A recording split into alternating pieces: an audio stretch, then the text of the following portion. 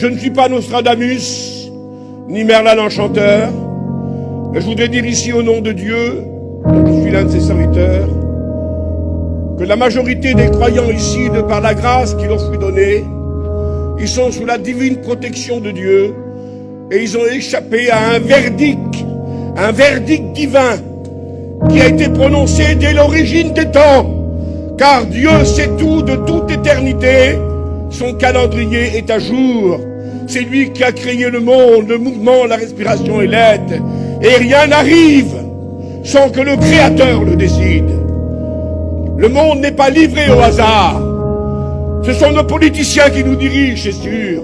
Ce sont nos gouvernants qui nous dirigent, mais que sur le plan politico-social.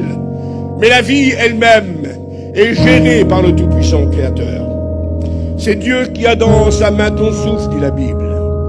Et rien n'arrive sans qu'il ne le veuille. Le prophète le déclare.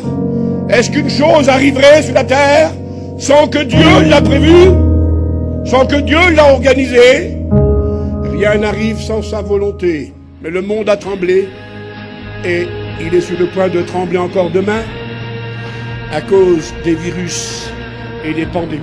Une pandémie microbienne, eh bien, peut arriver d'une journée à l'autre et ça peut détruire une partie de la planète.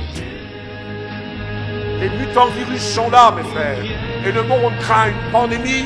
La science craint une pandémie. Je voudrais pas être, Seigneur Jésus, quelqu'un qui vous embête ce soir, mais quelqu'un qui vous prévient au nom de Jésus que ce que les scientifiques disent, la Bible avait dit avant, mais la mort qui va sévir. Et Dieu sait que c'est comme ça que prévoit la Bible et vous ne changerez pas le verdict.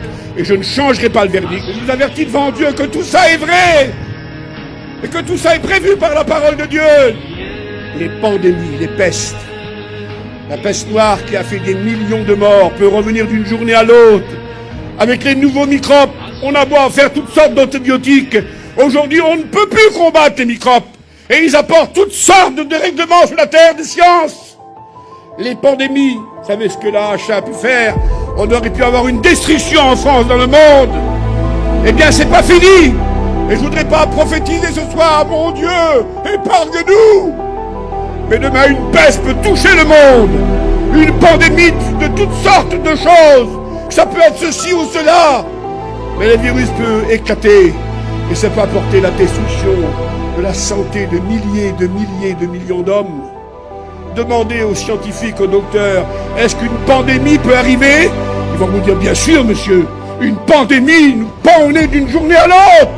Les bactéries mutantes qui deviennent de plus en plus fortes. On ne peut plus enrayer les bactéries. La peste noire, la grippe espagnole, tout ça a détruit une partie de l'humanité. Et la science nous dit qu'on n'est pas à l'abri demain d'une pandémie de ce style-là. On veille constamment et on n'a plus la force de les combattre car les bactéries se transforment en mutants, en rébellion. On en tue 10, il en revient 100. On en tue 100, il en revient 1000. La science a peur des pandémies. 21, 11. Il y aura des pestes. Toujours en prévision de la fin. Jésus prévoit il y a 2000 ans qu'il a dit ça. Il y aura des pestes. La plaie et l'infection sera purulente. J'enverrai la peste qui marchera et qui détruira. Les jugements de Dieu se feront par la peste et la contagion. Il n'y aura que plaie vive. Leur plaie sera mortelle, prophète Nahum. L'infection se répandra partout, dit le prophète Joël. La contagion marche contre vous, dit le prophète. La fièvre, Lévitique 26, vous dévorera. Prépare-toi, dit le prophète Amos 4:10, car l'infection arrive. Je vous affirme devant Dieu qu'on peut voir les préludes. Je vous affirme devant Dieu qu'on peut voir les assauts. Mais la grande réalité prévue par Jésus, par les prophètes et les apôtres, l'église de Jésus-Christ sera enlevée. Car c'est le danger qui menace le monde des jugements de Dieu. Et je ne prends pas ça à la rigolade, je ne dis pas moi de ce qui va se passer demain. Nous avons une garantie, pourquoi? Parce que lorsque ça va arriver, nous serons au ciel. Et c'est Jésus qui l'a dit, et c'est Dieu qui l'a dit, et c'est les prophètes qui l'ont dit, et c'est les apôtres qui l'ont dit. Vous savez en quel temps nous sommes. C'est l'heure de vous réveiller du sommeil, car le salut est plus près de nous que lorsque nous avons cru. La nuit est avancée, le jour approche. Dépouillons-nous donc des œuvres des ténèbres et marchons comme en plein jour, loin des excès, de l'impudicité, de l'ivrognerie, des querelles.